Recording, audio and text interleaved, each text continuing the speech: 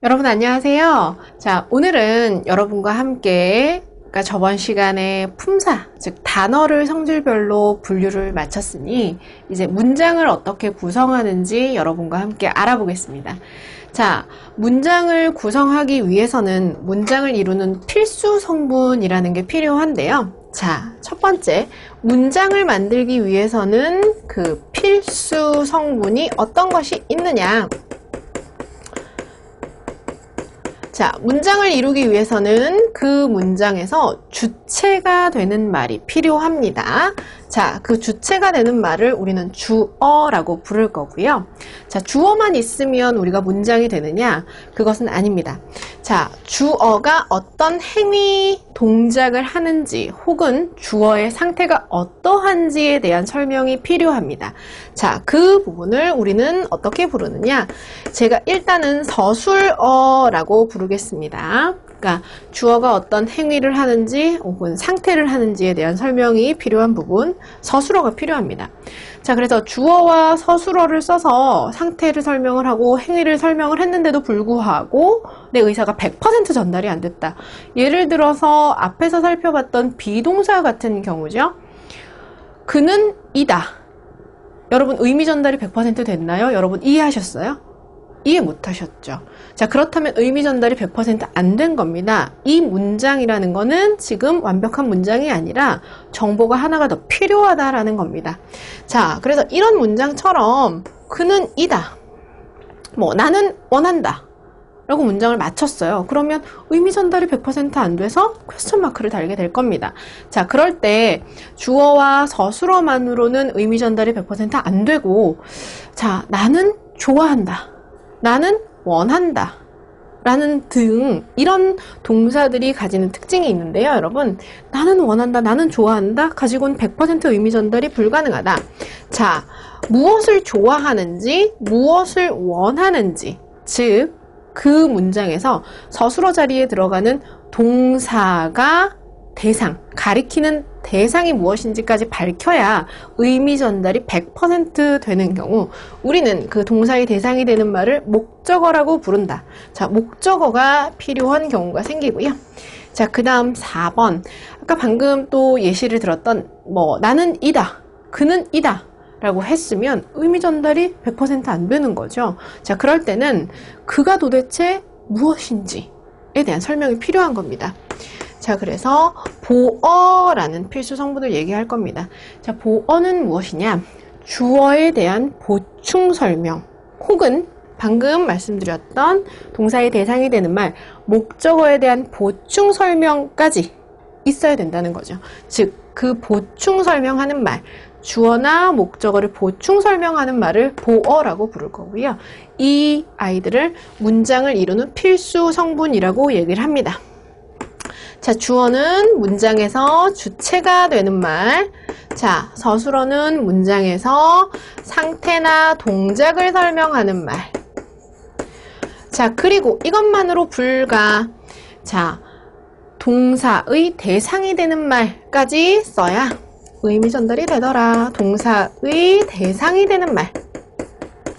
자, 그리고 보어는 주어나 목적어의 상태를 보충 설명하는 말.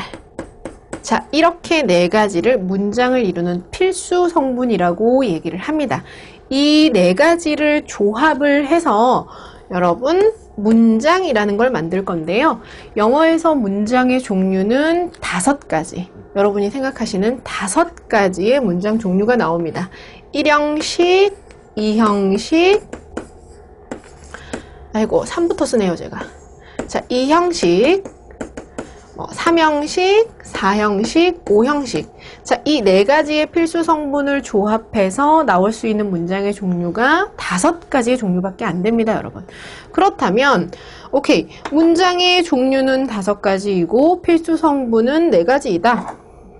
자, 그렇다면 이 필수 성분 자리에다가 저번 시간에 단어를 카테고리로 분류하셨던 거를 넣어주시면 문장은 5개의 종류로 뽑았으면 다 전달이 되는 거다가 되는 거겠죠. 자, 주어 자리에 들어갈 수 있는 그렇다면 품사가 누구냐? 1번부터 8번까지 중에서 여러분 복습을 좀 해보시면 자, 명사와 대명사를 주어 자리에 넣으면 되겠다.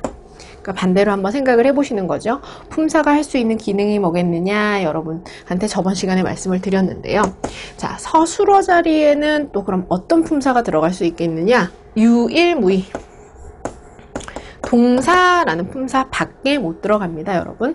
그래서 우리가 보통은 어떻게 설명을 드리고 있냐면 주어 동사, 주어 동사 보어, 주어 동사 목적어 이런 식으로 말씀을 드리는 거예요. 서술어 자리에는 100% 동사 밖에 못 들어가니까요. 자, 그리고 목적어 자리에는 어떤 품사를 끼워 넣으면 될까요? 명사 혹은 대명사를 끼워 넣으시면 됩니다. 자, 그렇다면 보어 자리에는 어떤 품사를 끼워 넣을 것인가? 자, 명사와 대명사 그리고 형용사를 넣어서 보어 역할을 하게 합니다. 자, 이렇게 문장을 이루는 필수 성분 자리에 품사를 넣어서 1형식, 2형식, 3형식, 4형식, 5형식의 문장 구조를 만들 수 있으면 영어 학습은 끝나는 거네요, 여러분. 자, 그렇다면 영어 문장의 종류인 5개를 1형식 문장부터 어떻게 구성이 되어 있는지 여러분과 함께 보겠습니다. 자, 1형식 문장이에요, 여러분. 자, 문장의 형식에서 일단 1번 1형식 문장이라는 거는 어떤 문장이냐? 문장을 이루는 필수 성분 4가지 중에서 2가지 성분만 있으면 의미 전달이 100% 되는 문장을 얘기를 합니다. 자, 주어와 서술어만 있으면 100% 의미 전달이 되는 문장입니다. 그런데 제가 여기다 주어와 서술어라고 적어 놓는 게 아니라 완전 자동사라는 이름으로 바꿔서 적어 놓았어요. 자, 완전 자동사라는 용어가 낯선 분들도 계실 거예요, 아마. 자, 그런데 여기서 동사 밖에 못 들어가는 자리입니다, 여러분. 동사 밖에. 이 자리는 서술어 자리니까요. 자, 그런데 이 서술어 자리에 들어가는 동사라는 아이가 사실은 문장의 1부터 5형식을 결정을 합니다. 그 동사가 어떤 의미를 가지고 있느냐에 따라서 의미 전달이 100% 되느냐, 아니면 주어나 목적어의 상태를 보충 설명하는 말이 필요한 동사인가, 아니면 목적어가 필요한 동사인가가 결정이 되는 겁니다. 자, 그래서 이때 어떤 요소도 필요 없이 100% 의미 전달이 다 될 수 있는 동사를 완전 자동사라고 부릅니다. 보어도 필요 없고요. 목적어도 필요 없는 동사를 완전 자동사라고 부릅니다. 1형식 문장을 결정하는 핵심 요소인 거죠. 그래서 주어 플러스 완전 자동사라고 조금 세분화해서 여러분께 적어 놓았습니다. 자, 그래서 1형식 문장은 주어와 서술어만 있어도 100% 의미 전달이 되는 문장이고요. 자, 예문을 좀 볼게요. This knife는 doesn't cut. 자르지 못해요. doesn't cut. 자르지 못해요. 잘 자르지를 못한답니다. 자, 이 문장은요. 주어가 this knife예요. 이 칼은, knife는 이라는 주어, 이 문장에서 주체가 되는 말이고요. doesn't cut 이라는 서술어가 들어왔습니다. 이때 cut은요, 여러분 앞에서 살펴봤듯이 cut은 동사라는 품사인데, 자르다라는 품사인데요. 이 cut은 동사 중에서도 일반 동사입니다. 왜냐하면 비동사가 아니고 조동사도 아니기 때문이죠. 일반 동사는요, 부정을 어떻게 할 거냐. 그러니까 비동사 같은 경우는 비동사 뒤에다 not을 붙여서 부정을 할 수가 있습니다. 그런데 일반 동사 같은 경우는 자체적으로 뒤에다 not을 붙여서 부정을 하는 것이 아니라, 자, 조동사 형태인 do, does, did 세 개를 빌려와서 not을 붙여서 부정을 합니다. 그럴 때 주의하셔야 될 점은 do, does, did 혹은 빌려와서 쓰는 거니까 조동사의 용법이라고 말씀을 드렸잖아요. 일반 동사에 부정을 할 수 있는 조동사의 용법으로서 뒤에는 동사 원형의 형태가 꼭 반드시 지켜져야 한다는 점을 여러분께서 유의를 하시고, 일반 동사에 부정을 할 때는 don't, doesn't, didn't 붙이시고 동사 원형의 형태를 취한다라는 아주 기본 개념도 여러분께서 여기서 좀 챙겨두시고요. 자, 그래서 전체 서술어를 doesn't cut 형식까지 보겠습니다. 그래서 자, 주어, 서술어 잘 자르질 못한데요. 이때 잘이라는 이 단어는 품사가 뭐겠느냐? 자르는데 잘 자르질 못한답니다. 자르는 행위를 좀 더 디테일하게 제한을 했죠. 그쵸? 그렇다면 동사를 수식하는 단어이네요. 부사입니다. 자, 부사는 그렇다면 문장에서 어떤 역할을 하겠느냐? 여러분, 100% 수식어 역할을 할 수밖에 없습니다. 제가 영어 강의를 하면서 100%라는 말을 잘 쓰진 않을 거예요. 사실 언어라는 영역은 100%는 없습니다, 여러분. 그런데 제가 여기서는 100%라는 단어를 쓸게요. 부사는 문장에서 100% 수식어 역할을 합니다. 자, 그래서 이때 수식어 역할을 하다라고 해서 modifier라는 단어로 지금 단축을 해놨어요. 자, 그래서 이 문장을 다시 한번 보시면 1형식 문장인데요. 주어와 서술어만 있어도 100% 의미 전달이 되는 이 knife는 잘 잘리지가 않아 라는 문장입니다. 그런데 거기에 수식어가 붙어서 1형식 문장을 이루고 있습니다. 자, 그래서 cut이라는 동사는 완전 자동사로 분류가 되는 거겠죠. 자, 그 다음 두 번째 예문을 좀 보겠습니다. Hugh Jackman은 will appear 나타났어요. appear는 나타나다 라는 동사입니다. 나타날 거입니다. 즉 나타날 예정입니다. on the show tonight. 오늘 그 쇼에 라고 해서 지금 on이라는 전치사가 뒤에 명사를 이끌고 명사구로서 어떤 역할을 하고 있냐? 명사구가 아니라요.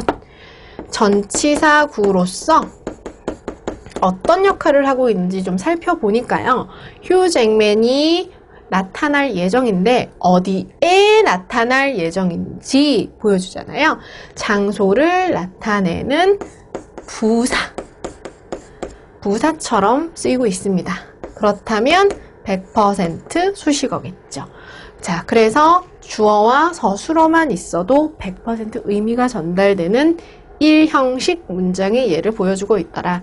그래서 1형식 문장 같은 경우는 주어와 서술어, 주어, 서술어, 그리고 modifier, 수식어가 붙어 있는 문장 구조일 거다. 여러분께 보여드렸습니다. 자, 그리고 이제 문장의 1형식을 봤으니까요. 2형식 문장을 좀 볼게요. 자, 2형식 문장은 그 문장에서 주체가 되는 말, 주어 반드시 필요하고요. 그리고 두 번째, 서술어 당연히 있어야겠죠. 자, 그런데 주어와 서술어만으로는 100% 의미 전달이 안 되기 때문에 주어의 상태를 보충 설명하는 주격 보어가 필요한 문장입니다. 그래서 이 2형식 문장을 결정하는 요소, 아주 중요한 요소죠. 이 동사를 이름을 붙일게요. 불완전 자동사. 그러니까 보어 없이는 완전하게 의미 전달이 안 되니 불완전 자동사라는 이름을 붙이겠습니다.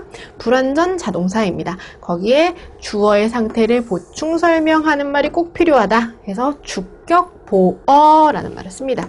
자, 그렇다면 주격 보어, 즉 보어 자리에는 어떤 품사가 들어갈 수 있었는지 여러분 기억을 좀 더듬어 보시면 형용사 들어갈 수 있었고요. 그리고 명사 들어갈 수 있었습니다. 자, 그래서 밑에 보시면요. He is smart and handsome 이라는 문장이에요. 자, is라는 동사는 해석 어떻게 들어가냐면요. 무엇이다, 무엇하다, 무엇이 있다 라는 의미를 가진 동사입니다.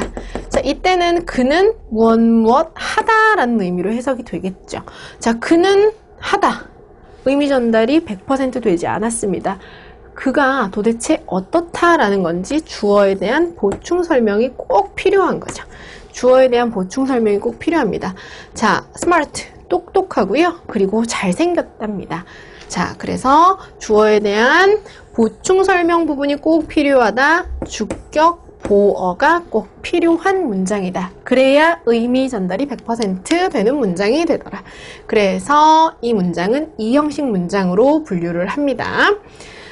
자, 그리고 2형식 문장에 이어서 저희가 2형식 문장 같은 경우는 불완전 자동사가 이 형식을 결정하는 거기 때문에, 그렇다면 이런 불완전 자동사는 어떤 종류들이 있는지 여러분이 암기를 해두시면 나중에 굉장히 편하세요. 그러니까 이런 동사는 반드시 뒤에 보어가 필요한 동사구나 라고 분류를 해두시면 편할 겁니다.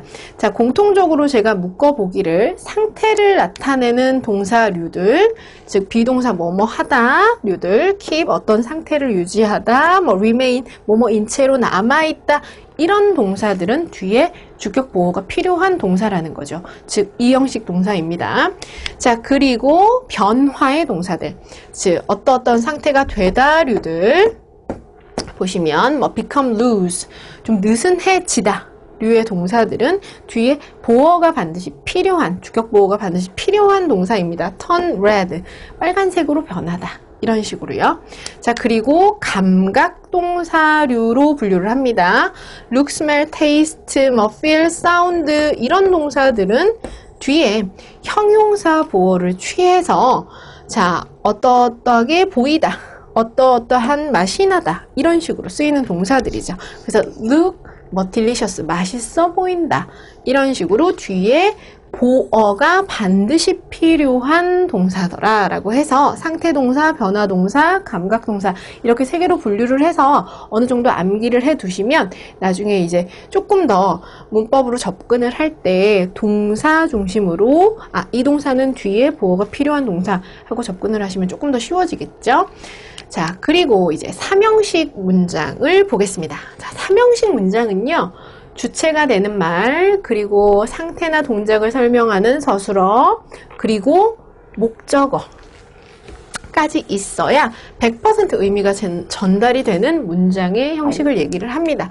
자, 그럼 밑에 보시면요, 목적어 자리에는 어떤 품사가 들어왔었는지 더듬어 보시면 일단 대표적으로 명사가 들어올 수 있었죠. 당연히 대명사 가능하고요. 자, 그래서 몇몇의 학생들은 skip은 건너뛰다 라는 뜻이에요. 자, 건너뜁니다. 뭘 건너뛰냐면 breakfast, 아침을 거른다라는 얘기예요. 자, 아침을 거른다라는 문장인데요. skip이라는 동사만 만약에 있었다면 몇몇의 학생은 거른다, 퀘스천 마크 달리죠. 무엇을 도대체 거르는지 표시를 해야 됩니다. 그래서 동사의 대상이 되는 말, 무엇을 거르는지가 반드시 필요하다, 목적어가 반드시 있어야 의미 전달이 100% 되는 문장의 형식이다. 그래서 주어, 서술어, 목적어까지 있어야 의미 전달이 100% 되는 삼형식 문장이에요. 자, 그런데 지금 제가 동사에다가 이름을 붙여놓기를 1형식은 완전 자동사, 2형식에서 쓰이는 동사의 이름은 불완전 자동사, 그리고 나서 3형식에 와서는 그냥 동사라고 여러분께 써드렸습니다. 자, 여기서 말하는 동사는 자동사에 대비되는 개념으로 타동사라고 쓰겠습니다. 즉, 자동사와 타동사를 구분하는 문제들이 등장을 하는데요. 자, 자동사와 타동사 어떤 차이점이 있느냐? 자, 자동사는요, 이 동사 뒤에 목적어가 필요하지 않습니다. 목적어가 없어도 의미 전달이 100% 되는 동사를 자동사라고 부릅니다. 뭐 보어는 올 수 있어요. 이 형식 문장처럼 주격 보어는 필요하되, 즉 보충 설명하는 말은 필요하되 동사의 대상이 되는 말, 즉 목적어는 필요하지 않은 동사를 얘기합니다. 그래서 목적어가 필요 없는 동사, 타동사는 뒤에 동사의 대상이 되는 말인 목적어가 반드시 있어야 의미 전달이 100% 되는 동사를 우리는 타동사라고 부릅니다. 자, 그래서 지금 3형식 문장을 보시면서 유의해야 될 부분은 1, 2형식 동사는 목적어가 필요가 없었고 3형식은 목적어가 반드시 필요하다. 그런데 자동사로 혼동하기 쉬운 타동사들이 있더라. 자, 어디에 들어가다 해서 into를 붙이는 경우가 생깁니다. 어디 안에 들어가다 해서 안에의 의미를 써주는 경우가 생깁니다. 이건 한국말로 번역을 하는 데서 나오는 혼동이 될 수 있는 동사들입니다. 즉, enter라는 동사는 어디에의 의미를 이미 가지고 있고 그 뒤에 바로 목적어만 쓰시면 되는 거예요. 다른 장치 따위는 필요 없습니다. 전치사라든지 이런 장치 따위는 필요 없고 바로 명사, 즉 목적어가 오면 되는 겁니다. 그래서 어디에 들어가다 할 때는 바로 뒤에 목적어를 취할 수 있도록 명사를 바로 쓰도록 하시고요. marry, 누구누구와 결혼하다, 누구누구와의 의미를 이미 가지고 있는 동사입니다. 그래서 marry with 이렇게 쓰는 경우 여러분 생깁니다. 전치사 따위의 장치는 필요하지 않습니다. marry him 바로 쓰시면 됩니다. 바로 쓰시면 돼요. 그래서 이렇게 혼동할 수 있는 자동사로 혼동이 좀 되는 이런 타동사들이 있습니다. 여러분 한 번씩 approach 어디에 다가오다 했으니 뒤에 바로 목적어 데리고 오시면 되고 mention 뭐뭐에 대해서 언급하다 했으니 about 따위의 전치사는 필요 없다는 거죠. 자, 여러분 이해가 되시겠죠? 그래서 자동사, 타동사 구분하는 거 한 번 더 보시고 자동사로 혼동하기 쉬운 타동사 교재에도 여러분 교재에도 적혀 있으니까요. 항상 등장하는 이런 동사들은 한 번씩 여러분 머릿속에다 좀 잘 유념해 두시면 나중에 뭐 관계대명사 문제라든지 이런 걸 접했을 때 자타 동사를 계속 얘기를 하거든요. 그러니까 그때 사실은 혼동이 되지 않아야 되니까 기본 개념부터 좀 잘 챙겨 두시기를 바라겠습니다. 자, 그리고 이제 3형식이 끝났으니까 4형식 문장은 어떤 구조를 취하는지 좀 볼게요. 자, 4형식 문장이라는 거는 어떤 동사가 쓰이느냐? 얘한테도 이름을 좀 붙여 놓으면 수요 동사라는 이름을 좀 붙여 놓을게요. 수여라는 거는 누구누구에게 무엇을 주다 라는 의미를 가진 동사라는 뜻입니다. 자, 그런데 주다의 의미를 가진 동사는 give가 대표적이죠. 자, 이 give라는 동사가 쓰였을 때는 우리가 4형식 문장으로 쓰일 수 있다라는 겁니다. 자, 어떻게 쓰이느냐? 누구누구에게 무엇을 주다 라는 의미로 쓰이는 겁니다. 그런데 만약에 I gave her 난 그녀에게 주다. 자, 여기까지만 썼다면 의미 전달이 여러분 100% 됐나요? 자, 저는 의미 전달이 100% 안 됐다고 봅니다. 도대체 무엇을 주었다는 거야? 돈을 주었다는 거야? 꽃을 주었다는 거야? 선물을 주었다는 거야? 그러니까 의미 전달이 100% 안 된 겁니다. 그래서 그녀에게 무엇을 주었는지까지가 꼭 필요하다. 그래서 이 동사는 누구누구에게, 즉 목적어가 2개가 필요한 문장이 되는 겁니다. 자, 그녀에게 무엇을 주다. 그러니까 즉 목적어가 2개가 필요한데요. 보통 자, give 뒤에 붙는 사람에 해당되는 목적어를 간접 목적어라고 부르고요. 그리고 무엇을 대상이 되는 말, 사물. 자, 뭐 present로 할게요. 자, 선물을 주었다라고 했으면 그 사물에 해당되는 그 2번째 목적어를 직접 목적어라고 부를게요. 그래서 목적어가 2개가 나와야 의미 전달이 100% 되는 문장을 4형식 문장이라고 합니다. 자, 그래서 보통 간접 목적어는 사람, 누구누구에게로 해석을 하시고요. 그리고 직접 목적어, 사물에 해당하는 목적어는 을을 붙여서 해석을 하시면 매끄럽게 진행이 될 거다. 그래서 예문은 I gave 준호, 준호에게 꽃다발을 하나 주었다 했으니 의미 전달이 간접 목적어, 직접 목적어 2개가 다 들어와서 정확하게 전달이 되는 겁니다. 자, 그런데 이 4형식 문장은 목적어가 2개가 쓰였는데요. 그러니까 저는 그냥 우스갯소리로 그렇게 얘기를 하죠. 둘 중에 목적어가 2개가 있는데 누가 중요하겠느냐 라고 얘기를 하면 항상 뒤에 사물이 좀 중요하다. 직접 목적어가 좀 더 중요하다. 누구에게 주었는지 보다는.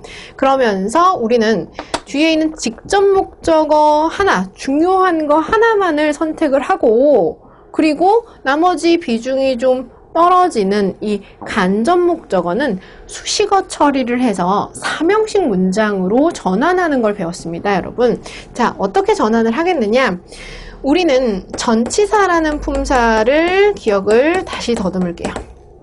전치사라는 품사가 존재하는 이유는 뒤에 나오는 명사의 위치, 시간, 정보 등등등을 정확하게 알려주기 위해서 세상에 존재하는 단어라고 말씀을 드렸어요. 그런데 이 단어의 기능이 무엇이냐? 연결을 하면서 수식을 할 거다. 디테일하게. 그런데 이 수식이라는 역할은 이 문장을 이루는 필수 성분 4가지에는 들어가지 않았습니다. 필수적은 아니지만 디테일하게 제한을 시켜주는 역할만을 하고 있는 거예요. 그렇다 보니 당연히 지금 우리가 봤던 1형식부터 5형식, 즉 문장의 형식에는 영향을 주지 않습니다. 자, 그런데 전치사의 역할이 수식을 할 수 있는 역할이라고 여러분께 말씀을 드렸잖아요. 자, 그래서 이 전치사의 역할을 잘 더듬어 보면 뒤에 나오는 명사를 안정을 시켜줄 거고, 자, 이 역할이 뒤에 나오는 명사와 전치사가 합해져서 수식어 역할을 하게 될 거다. 마치 형용사처럼 혹은 부사처럼 역할을 하게 될 거다. 그래서 뒤에 나오는 명사와 전치사 2개가 합해져서 우리는 전치사구라는 이름을 붙여주고요. 이 전치사구는 어떤 역할을 하게 될 거다?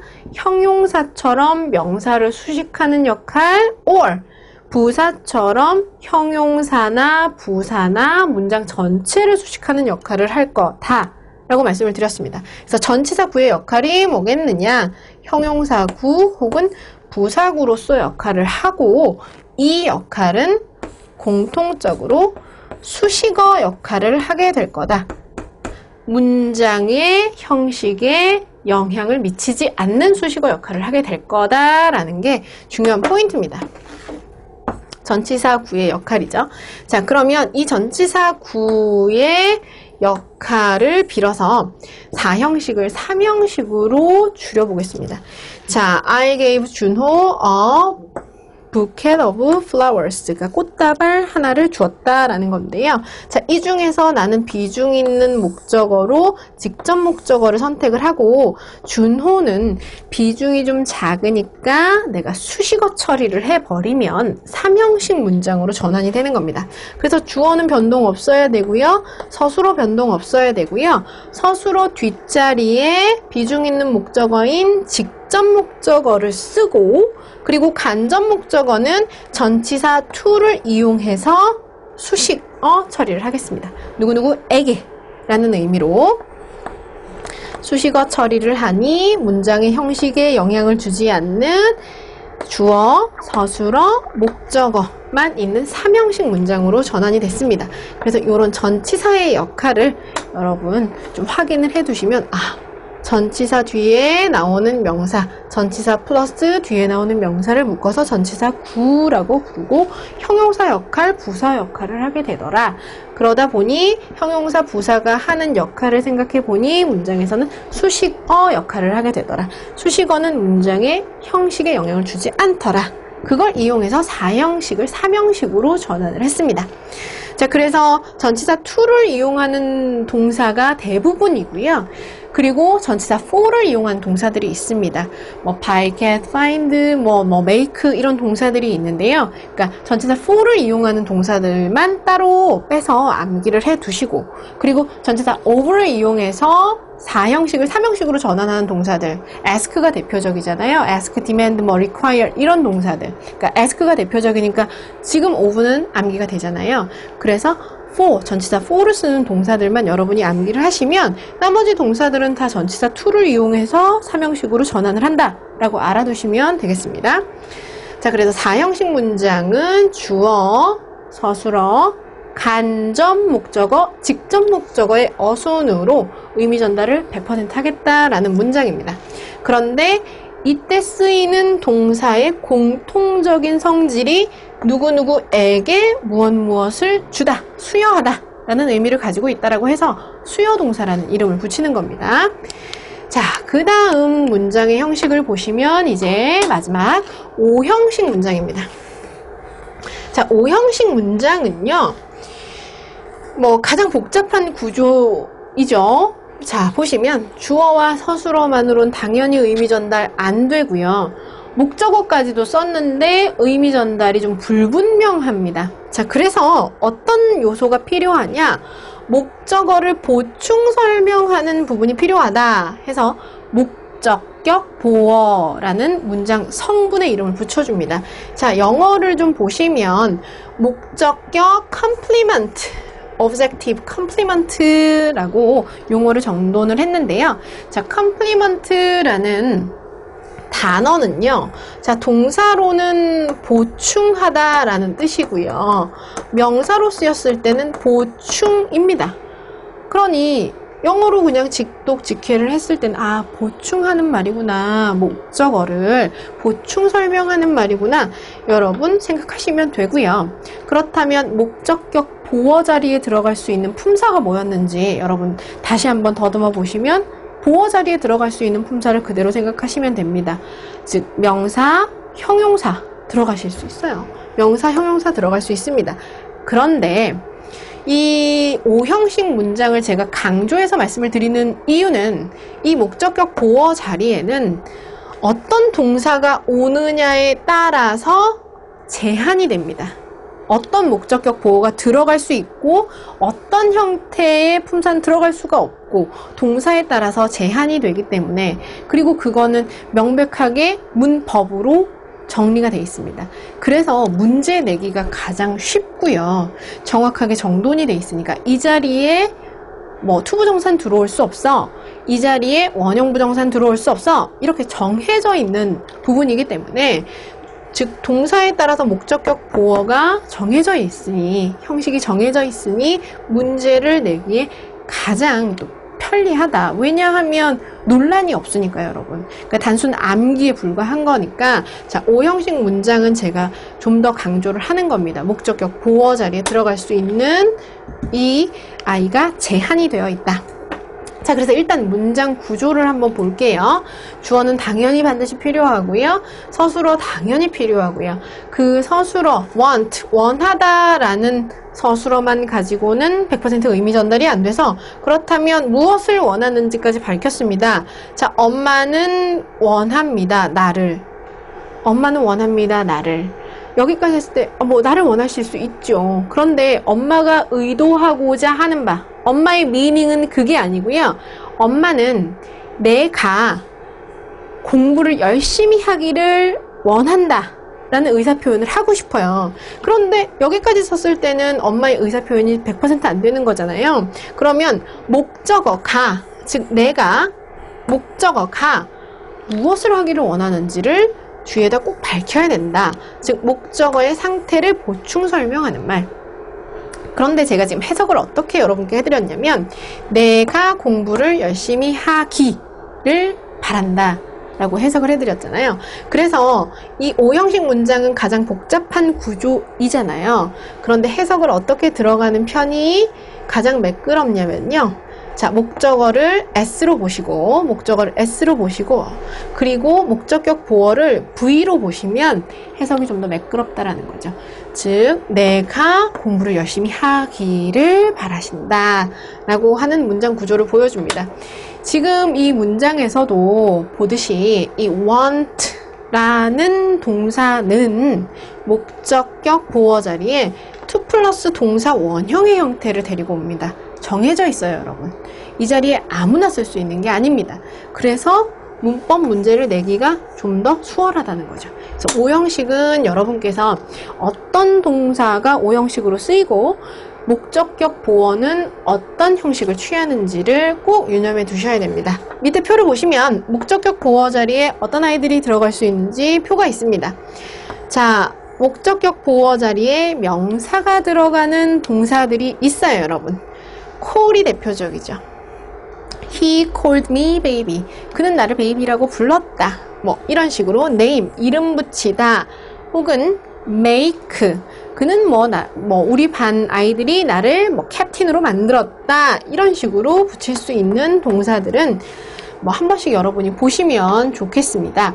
자, 그리고 두 번째, 형용사 목적격 보어를 취하는 동사들이 있더라. find, think, make, keep 이런 식의 동사들은 5형식으로 쓰였을 때 목적격 보어 자리에 형용사를 취하더라 해서 I found the game exciting. 나는 여러분 발견했답니까? 알아차렸답니까? 자, find라는 동사는 3, 4, 5 다 쓰일 수 있는 동사입니다. 그런데 5형식 문장으로 쓰였을 때는 알아차리다 라는 뜻으로 해석을 하시면 조금 더 매끄럽게 해석이 된다는 거죠. 나는 알아차렸습니다. 그 게임이 흥미롭다라는 걸. 그래서 목적어의 상태를 보충 설명하는 말로써 형용사 exciting이 들어왔습니다. 자, 그 다음 세 번째 목적격 보어 자리에 to infinitive, 즉 투부정사라는 건데요. to 플러스 동사 원형의 형식을 빌어서 품사의 역할을 수행하도록 만든 일종의 가짜 품사입니다. 즉 준동사라고 부르는 건데요. 자, 목적격 보어 자리에 to 플러스 동사 원형의 형태, to 부정사의 형태를 쓰는 동사들이 있습니다. 방금 위에서 봤던 want가 대표적이고요. 그래서 뭐 want, allow, advise, expect, ask 이런 아이들이 들어옵니다. 자, 엄마는 told me, 나에게 말을 했죠. 뭐 하라고 말을 했냐면 keep a diary, 즉 to keep, to 플러스 동사 원형의 형태로 투부정사 목적격 보어를 취하는 동사 tell입니다. 즉 일기를 쓰라고 말씀하셨다. 이렇게 해석이 들어가는 거죠. 자, 그리고 네 번째네요. 목적격 보어 자리에 bare infinitive 했는데요. to infinitive는 to 플러스 동사 원형의 형태로 투부정사라고 말씀을 드렸고, bare infinitive는 to를 제거한, to를 벗겨낸 원형 부정사를 이야기를 합니다. 원형 부정사를 목적격 보어로 쓰는 동사는 지각동사, 사역동사류들입니다. 이것도 또한 나중에 정확히 살펴볼 때 동사별로 분류해서 표를 외워두시면 조금 편할 거예요. 자, 우리는 들었습니다. 그 여자가 우는 것을 들었습니다. 목적어의 상태를 보충 설명하는 말이고, 목적격 보어 자리에는 cry라는 동사 원형 부정사가 들어왔습니다. 자, 그리고 지금 마지막 섹션을 보시면 bare infinitive를 쓰는데 사역동사류들을 따로 뺐습니다. 사역동사라는 말은요, 여러분, 목적어에게 목적격 보호하도록 시키다 라는 의미를 가진 동사들을 묶어서 공통적인 의미를 가졌으니 묶어서 나타낸 이름입니다. 자, 그 사역동사에는 make, have, let 세 가지가 있고요. 뭐 준사역동사라고 해서 get 도 있고 또 뭐 help도 있습니다. 자, 그런데 이 사역동사류들은 목적격 보어 자리에 원형 부정사를 취한다라는 점이죠. 투부정사는 오답입니다, 여러분. 그러니까 정해져 있는 거예요. 자, 그녀는 시켰습니다. 내가 change my mind, 내 마음을 바꾸도록 그렇게 시켰다, 즉 만들었다라는 의미입니다. 그래서 목적어에게 도대체 무엇을 시켰느냐, 목적어에게 무엇을 시켰느냐가 꼭 필요하다라는 거죠. 목적격 보어 자리에 그런데 원형 부정사를 써야 한다는 겁니다. 투부정사는 오답이에요, 여러분. 그러니까 문제를 내기에 얼마나 쉽겠어요. 목적격 보어 자리에 동사마다 들어갈 수 있는 형태, 들어갈 수 없는 형태가 정해져 있으니까요. 자, 그래서 이렇게 5형식 문장은 문제 포인트 목적격 보어 자리에 걸릴 수 있겠더라. 그리고 목적격 보어까지 있어야 100% 의미가 전달이 되는 구조더라 라는 거 챙겨두시고요. 자, 그래서 5형식 문장까지, 문장의 형식이 이러하다 라는 걸 여러분과 함께 살펴봤는데요. 그러니까 저희 교재의 앞부분에는 어떻게 하면 문장을 제대로 접근할 수 있고 해석할 수 있을지를 쭉 설명을 해놨습니다. 그런데 이제 앞부분에 관계대명사라든지 뭐 이런 용어들이 먼저 등장을 하고 있는데요. 저는 이제 강의를 할 때 아주 기초적인 것부터 용어 정리를 좀 정확하게 미리 좀 해놓으면 뒷부분 가서 여러분이 이해하기도 쉬우시고, 그리고 제가 강의를 할 때도 용어 정리가 제대로 되면 좀 편합니다. 그런데 이 용어 정리가 여러분 안 되시면 기본부터 차곡차곡 채워가는데 중간중간 구멍이 생기실 수 있어요. 그래서 처음에 용어가 좀 많이 등장을 하더라도 여러분이 그 의미와 개념을 정확하게 익히시면 문법이라는 거에서 어느 정도 틀이 맞춰진다라는 겁니다. 그래서 지금까지 여러분 용어 정리를 쭉 해오셨는데요. 그 1번이 누구였었냐면 일단 품사를 쭉 용어 정리를 하는 거를 여러분과 함께 했습니다. 단어라는 거를 8개의 카테고리화해서 용어를 쭉 분류를 했고요. 그 용어를 분류한 후에 플러스 이제 문장을 어떻게 만들 거냐, 문장을 만들기 위해서는 도대체 필요한 성분이 무엇이냐 해서 4가지 주어, 서술어, 목적어, 보어 이렇게 4가지의 용어를 또 정리를 했습니다. 주어라는 거는 주체가 되는 말, 서술어라는 거는 주어가 하는 행위나 상태를 설명하는 말 반드시 필요하다. 뭐 목적어는 동사의 대상이 되는 말이라고 해서 용어 정리를 또 했습니다. 보어는 주어나 목적어의 상태를 보충 설명하는 말, 이렇게 용어 정리를 해드렸어요. 자, 그리고 나서 이제 자동사와 타동사를 여러분께 말씀을 드렸는데, 먼저 자동사와 타동사를 구별하는 방법에 대해서는 교재 206페이지에서 설명을 해드리고 있습니다. 자, 그런데 우리가 이미 문장의 형식을 여러분과 함께 살펴봤습니다. 1형식 문장, 2형식 문장, 3형식, 4형식, 5형식 이렇게 5가지의 종류밖에 없어요, 여러분. 자, 그런데 결국 제가 형식을 결정하는 요소는 동사라고 말씀을 드렸습니다. 자, 동사이면요, 결국 그 동사가 어떻게 의미를 전달하느냐에 따라서 뒤에 목적어가 필요하고 보어가 필요하게 된다라는 겁니다. 자, 그래서 1형식 동사는 제가 완전 자동사라는 이름을 붙였죠. 뒤에 목적어나 보어 따위는 필요 없다. 이 동사 안에서 모든 의미를 전달을 하겠다 라는 동사입니다. 그래서 완전 자동사라는 이름을 붙여드렸고요. 자, 목적어 따위는 필요 없습니다 라고 방금 말씀드렸어요. 자, 그리고 이 형식 문장은 목적어는 필요 없지만, 즉 동사의 대상이 되는 말은 필요는 없지만 주어의 상태에 대한 보충 설명은 꼭 필요하다, 그런 동사가 있었습니다. 그게 이 형식 동사였고요. 불완전 자동사라고 이름을 붙였습니다. 왜? 뒤에 컴플리먼트, 보어 정도는 필요하니까요. 자, 불완전 자동사입니다. 자, 3형식 문장에서 쓰이는 동사, 3형식 문장에서 쓰이는 동사는 뒤에 동사만으로는 안 되고요. 동사의 대상이 되는 말, 목적어가 꼭 필요했다라는 겁니다. 목적어가 꼭 필요했어요. 그래야 100% 의미 전달이 되니까요. 자, 타동사라는 이름을 붙였습니다. 동사 뒤에 타인이 꼭 와야 되는 동사입니다. 그래서 타동사. 자, S4형식 문장에서는 심지어 목적어가 2개가 필요했습니다. 간접 목적어, 직접 목적어 2개가 필요했습니다. 자, 얘도 마찬가지죠. 뒤에 동사 뒤에 목적어가 필요하니 타동사였겠죠. 자, 그리고 5형식 문장은 목적어로도 불가, 의미 전달 100% 안 되는 거죠. 목적격 보어까지 있어야 의미 전달이 100% 되는 그런 동사 해서 불완전 타동사, 이 아이도 타동사였습니다. 자, 그렇다면 요약을 하자면요, 1, 2형식 문형에서 쓰이는 동사들은 자동사, 뒤에 목적어가 필요 없는 동사였던 거죠. 2개 묶어서 그냥 자동사.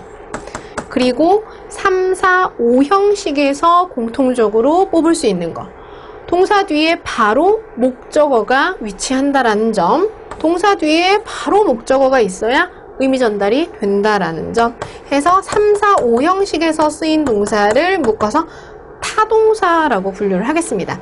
자, 그래서 자동사와 타동사를 구별하는 방법은 여러분, 그러니까 뒤에 가서 우리가 관계대명사 섹션, 무슨 뭐 관계사 섹션에서 계속 제가 여러분께 말씀을 드릴 거예요. 타동사니까 뒤에 목적어가 필요합니다. 필수 성분입니다. 이렇게 계속 말씀을 드릴 건데, 자동사와 타동사를 그렇다면 구분하는 방법을 여러분이 익히셔야 됩니다. 그러니까 한국말로 번역을 했을 때는 약간씩의 차이가 생길 수는 있지만 그 구별법으로 교재에서 제시하고 있는 방법은 동사의 의미 앞에 한국어의 목적격 조사인 목적격 조사인 을르를 첨가해 본다라고 말씀을 드렸어요. 그 경우 말이 되는 동사가 있고 말이 안 되는, 의미가 이상하고 말이 안 되는 경우가 생깁니다. 자, 그래서 타동사의 경우는 을르를 붙여서 말이 되겠죠. 뒤에 목적어를 데리고 올 수 있으니까요. 누구누구를 좋아하다, 누구누구를 무엇을 원하다, 이렇게 들어갈 수가 있으니까요. 자, 그런데 자동사 같은 경우는 대표적인 자동사로 이제 제가 go를 하나를 쓰면요. 학교를 가다. 이건 사실 틀린 말입니다. 학교에 가다가 맞는 말이에요. 그래서 을르를 붙여서 말이 되지 않고 성립이 되지 않는 경우는 자동사로 분류를 하시면 되고요. 을르를 붙여서 말이 되고 매끄러운 경우 타동사로 분류를 합니다.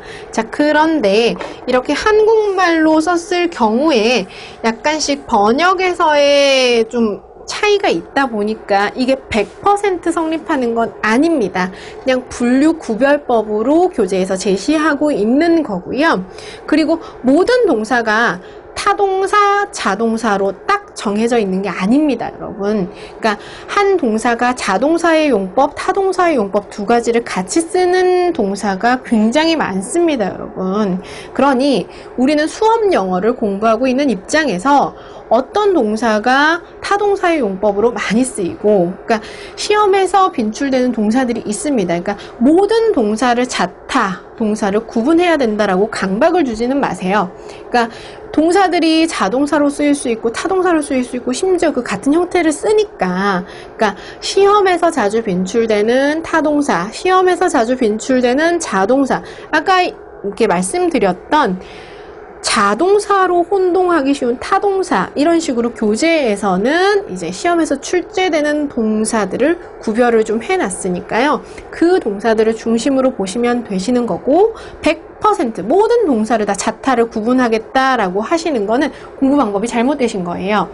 그러니까 그렇게 할 수도 없고요. 그리고 저희는 자타 동사를 모든 걸 다 분류를 하는 게 목적이 아닙니다. 그러니까 시험 문제를 맞추시면 되는 거예요. 그래서 시험에 자주 빈출되는 뭐 자동사로만 쓰이는 동사들 혹은 뭐 타동사로 쓰이는 동사들을 따로 분류를 해놨으니까요. 그거는 그때그때 제가 짚어드리도록 하겠습니다.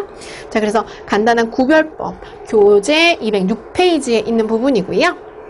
자, 그리고 이제 준동사라는 말이 등장을 합니다. 제가 계속 용어 정리를 하고 있는데요. 저희가 첫 번째 용어 정리를 했던 게 품사 부분이었어요. 그러니까 품사는 단어를 성질별로 카테고리로 쫙 분류를 해낸 부분이었는데요. 단어를 분류한 다음에 문장을 이루는 필수 성분 자리에다 끼워 넣어서 문장을 5가지 종류로 만들었어요, 여러분. 그런데 중요한 건 그 단어만으로는 의미 전달이 힘든 거예요. 예를 들어서 나는 원한다 money를, 즉 I want money. 그런데요, 제 마음속의 의미는 이게 아니에요. 사실은 I want money 하면 여러분 돈도 내 돈, 그리고 뭐 밖에 있는 뭐 누구나 지나가는 모든 널려있는 세상의 돈이 다 내 돈이길 원한다라는 의미가 아니고요. 저는 어떤 의사를 표현하고 싶냐면 제가 직접 돈을 벌기를 원한다라는 의사를 표현하고 싶어요. 그런데 보니까 단어 중에서는 돈을 벌기라는 단어가 없습니다. 그래서 생각을 해낸 표현이 뭐냐면, 그렇다면 돈을 벌기라는 거는 동사적인 의미가 추가가 되잖아요. 그래서 이 단어만으로는 모든 품사, 내 모든 의사를 다 전달할 수가 없구나 해서 저희가 가짜 품사를 하나를 만듭니다. 자, 그게 누구냐면 준동사라는 가짜 품사가 등장을 합니다. 자, 준동사는 동사를 이용해서 만든 가짜 품사입니다, 여러분. 그러니까 여기서 제가 가짜 품사라는 용어를 쓰는 이유가, 그러니까 여러분이 좀 혼동이 되실까봐 가짜 품사라는 용어를 썼습니다. 품사는 단어를 성질별로 분류한 거였고요. 지금 준동사는 단어는 아닙니다. 즉 구라는 이름이 붙었어요. 그러니까 단어는 아닙니다. 자, 그래서 동사를 이용해서 만든 품사 역할을 할 수 있도록 한 가짜 품사라는 거죠. 자, 그렇다면 준동사의 종류는 자, 이제 어떤 가짜 품사를 만들었는지 생각을 좀 해보시면 1번이 to 부정사입니다. to 플러스 동사 원형의 형태를 가지고 명사가 하는 역할, 형용사가 하는 역할, 부사가 하는 역할을 수행할 수 있도록 만든 가짜 품사입니다. 자, 그리고 두 번째가 동명사입니다. 자, 동명사는 여러분 형태를 어떻게 쓰냐면요. 동사 원형에다가 ing를 붙여서 명사의 형태, 명사의 기능을 할 수 있도록 만든 가짜 품사입니다. 자, 그리고 세 번째가요. 분사라는 준동사인데요. 분사는 종류가 두 가지가 있습니다. 현재 분사, 과거 분사. 자, 그래서 형태는 현재 분사는 동사 원형에 ing를 붙인 형태, 즉 동명사랑 형태는 같습니다. 자, 그리고 과거 분사는 동사마다 과거 분사형이 정해져 있습니다. 그러니까 뭐 규칙 같은 경우는 ed를 붙여서 과거 분사를 만들고요. 또 불규칙은 따로 이렇게 여러분께 암기를 하도록 불규칙 동사표가 있는 거 아시죠? 그래서 과거 분사라는 형태, 현재 분사라는 형태를 쓰면서 형용사가 하는 기능을 할 수 있도록 만든 가짜 품사입니다. 자, 그래서 밑에 지금 표를 보시면 이 준동사구가, 즉 준동사가 하는 일이 뭐겠느냐? 즉 문장에서 품사적 용법을 쓰는 거죠. 그러니까 단어는 아니지만 품사의 기능을 다 할 수 있도록 만든 가짜 품사라는 거죠. 그런데 핵심은 여러분 뭐였냐면요. 이 세 가지는 동사를 이용해서 만들었다는 거죠. 제가 동사는 가장 중요한 품사라고 말씀을 드렸고, 이 동사가 중요한 이유는 정보 세 가지를 다 전달해야 되기 때문이라고 말씀을 드렸습니다. 자, 그 첫 번째, 그 행위를 하는 주체가 누구인지 항상 밝힐 수 있어야 되고요.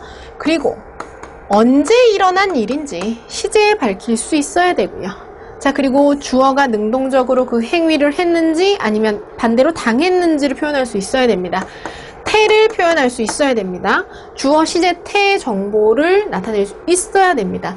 자, 그걸 나중에 이용해서 준동사 섹션에서는 조금 더 심도 있게 심화적으로 들어가겠습니다. 자, 이 준동사가 문장에서 어떤 품사의 역할을 할 거냐? 투부정사구는요, 명사, 형용사, 부사가 하는 역할을 정하지 않고요. 문맥에 맞게 품사를 정하지 않고 쓰는 준동사입니다. 품사를 정하지 않고 쓰는 준동사예요. 그래서 명사, 형용사, 부사의 역할을 할 거다. 자, 그리고 동명사는 이름에서도 알 수 있듯이 명사가 하는 역할을 수행을 할 거다. 분사는 방금 말씀드렸죠. 형용사가 하는 역할을 수행할 수 있도록 하겠다. 자, 그런데요.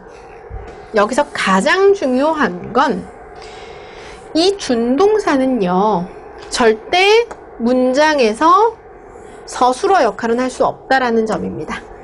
절대 서술어 역할은 할 수가 없습니다. 서술어 역할은 품사 중에서 동사만 수행할 수 있어요. 준동사는 서술어 역할을 할 수가 없습니다. 이게 바로 핵심입니다. 왜냐하면 문장의 종류를 저희가 5형식까지 쭉 살펴봤는데 한 문장에서 주어도 하나고요. 서술어도 하나였습니다. 즉 서술어 자리에 들어가는 동사는 하나뿐입니다. 그럼 나머지 동사 형태를 취하고 있어 보이는 동사처럼 생긴 아이들은 다 준동사 처리를 하셔야 된다는 겁니다. 즉 명사, 형용사, 부사, 명사, 형용사의 역할을 수행할 수 있도록 만들어 주셔야 된다는 거예요. 즉 한 개의 문장에는 한 개의 주어와 한 개의 서술어만 있습니다. 그걸 유의하셔야 돼요. 즉 준동사는 동사가 아니다. 즉 서술어 역할을 할 수가 없다. 이게 핵심입니다. 서술어 역할 불가입니다. 결론은. 자, 그래서 준동사도 용어 정리가 한번 필요합니다. 자, 그래서 제가 처음에 말씀드렸던 I want money, 이거 의미 전달 100% 안 됐다는 거죠. 제 의미는 뭐였냐면 내가 돈을 벌기를 원한다. 돈을 벌기라는 명사가 없었기 때문에 준동사를 이용해서 제가 제 의미를 100% 전달을 할게요. 자, I want to make money. 자, 이때는 to make, to 플러스 동사 원형이라는 형태를 빌어서 마치 명사처럼 want의 목적어 자리에 제가 대신 넣었습니다. 그래서 to make, to 부정사 라는 준동사를 이용해서 제 의사를 100% 전달을 했고, 이 to 부정사는 마치 명사가 목적어 자리에 들어간 것처럼 그 기능을 수행을 했습니다. 자, 그래서 준동사가 어떤 역할을 하는지, 그러니까 문장에서는 어떤 품사의 역할을 하는지, 품사적 차이의 결론은 결국 문장에서 서술어 역할은 할 수 없었다라는 거, 문장에서의 서술어는 want라는 유일한 동사였다라는 거죠. 이때 make는 동사를 빌려서 쓴 준동사로서 명사의 역할을 수행하고 있다는 점을 여러분께서 좀 확인을 하셔야 됩니다. 자, 그리고 자, 접속사라는 얘기가 나오는데요. 제가 접속사를 앞서 품사에서 정리를 할 때 종류를 두 가지를 말씀을 드렸습니다. 명사절을 이끄는 접속사 1번, 그 다음에 두 번째 부사절을 이끄는 접속사 2번, 이렇게 말씀을 드렸습니다. 자, 명사절을 유도하는 종속 접속사다 라고 했는데요. 제가 또 의미를 전달을 하고 싶은 게, 자, 나는 생각한다, 그가 잘생겼다 라고 생각을 한다 라는 의사를 표현을 하고 싶어요. 그런데 그가 잘생겼다 라는 단어는 없습니다, 여러분. 명사가 없어요. 그가 잘생겼다 라는 명사가 없습니다. 그래서 이제 고민을 했던 부분이, 그가 잘생겼다를 표현하고 싶다 보니까 아까 얘기했던 to 부정사, 즉 준동사 등으로는 이게 의사 전달이 100% 안 되다 보니, 자, he is handsome 이라는 문장이 여러분 있잖아요. 이 문장을 하나의 품사, 즉 명사처럼 쓸 수 없을까 고민을 한 거예요. 자, 그러고서 보니까 I think 주어, 서술어 구조를 가지는 문장의 구조고요. 그리고 SVC 또 문장의 구조입니다. 자, 문장과 문장을 연결할 수 있는 기능을 가진 품사를 우린 접속사라고 불렀고요. 그 접속사 중에서 어떤 기능을 할 수 있는 아이가 있었느냐? 뒤에 나오는 문장을 마치 품사처럼 만들어주면서 문장과 문장을 연결하는 기능을 가졌다라고 해서 종속 접속사 의 기능을 가졌다고 합니다. 자, 이때는요, 대시라는 접속사가 어떤 기능을 하냐면 뒤에 나오는 문장을 마치 명사처럼 만드는 기능을 했습니다. 자, 그래서 어떻게 들어갔냐면요, I think, 나는 생각합니다, 그가 잘생겼다라고 명사처럼 만들었습니다. 자, 그래서 이런 접속사들을 명사절을 유도하는 종속 접속사다. 왜 종속되었느냐? think의 목적어 자리에 문장이 끼워 들어와서 마치 명사처럼 쓰였기 때문이죠. 지금 이 자리는 전체 문장의 목적어였습니다. 그런데 이 자리에 문장, 완벽한 문장이 끼워 들어왔습니다. 그래서 종속 접속사로 쓰인 거고요. 이 대시라는 접속사는 뒤에 나오는 문장을 명사화 시켰습니다. 자, 그래서 종속 접속사 대시 쓰였을 때는 당연히 뒤에 완전한 문장을 명사화 시킨 거죠. 명사화 시킨 겁니다. 자, 그리고 자, 한 가지가 더 있습니다. 저는 명사절을 이끄는 접속사, 부사절을 이끄는 접속사 이렇게 두 가지로 말씀을 드렸고요. 그런데 하나가 더 있었습니다.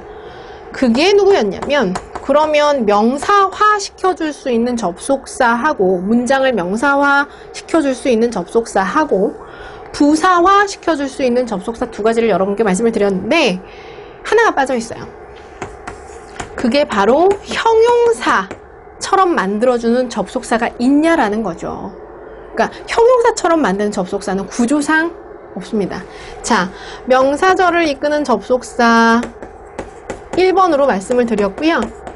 2번은 2번은 부사절을 이끄는 접속사 말씀을 드렸습니다.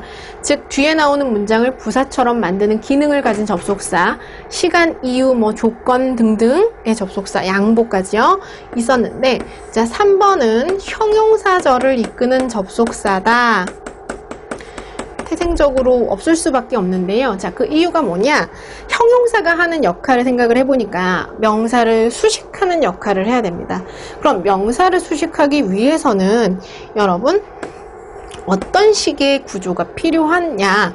완벽한 문장을 가지고 그 명사를 수식하기 위해서는 뒤에 문장 구조에서 명사랑 공통된 요소가 있어야 됩니다. 그럼 이 공통된 요소를 같이 쓰면 문장과 문장을 나열하는 등위 접속사를 이용해서 문장과 문장을 나열하셔야 돼요. 그런데 그게 아니라 이 뒤에 나오는 문장을 수식하는 역할로 바꾸고 싶다. 그렇다면 뒤에 공통된 요소를 삭제를 해주고 그 공통된 요소를 수식어로 바꿔주는 겁니다. 자, 이렇게 말씀을 드리는 것보다 하나를 더 쓸게요. 자, This is the house. 자, 집이고요. 문장 하나 나왔죠? 자, 그리고요. I live in it. 영어는 반복을 싫어하는 아주 경제성이 높은 언어입니다. 그래서 I live in the house 쓰고 싶지만 반복을 피하기 위해서 제가 대명사를 썼습니다. 앞에 이미 명사가 나왔으니까요. 자, 이 두 개의 문장을 보시면 The house와 it은요 공통 요소입니다. 이렇게 길게 나열하는 거 영어는 좋아하지 않습니다. 자, 그래서 생각을 한 게 뒤에 나오는 문장을 어차피 둘이 공통 요소니까 얘를 죽이고 수식하는 역할로 바꿨을 수 있지 않을까?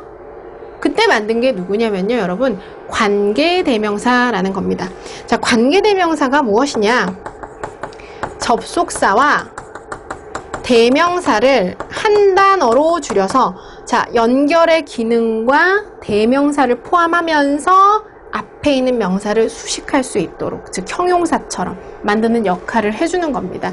그래서 형용사절을 이끄는 접속사가 따로 존재하는 게 아니라 형용사절을 만드는 역할을 하는 건 관계대명사라고 표현을 하는 겁니다. 앞에 있는 선행사를 마치 형용사처럼 수식할 수 있도록 하는 역할을 해주죠.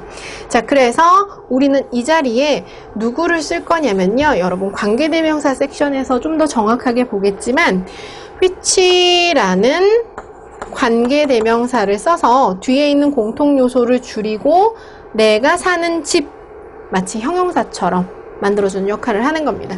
자, 그래서 관계대명사라는 I는 앞에 있는 명사를 형용사처럼 수식하는 역할을 할 수 있다 보니 뒤에 당연히 공통 요소인 대명사 부분이 빠져 있어야 되는 겁니다.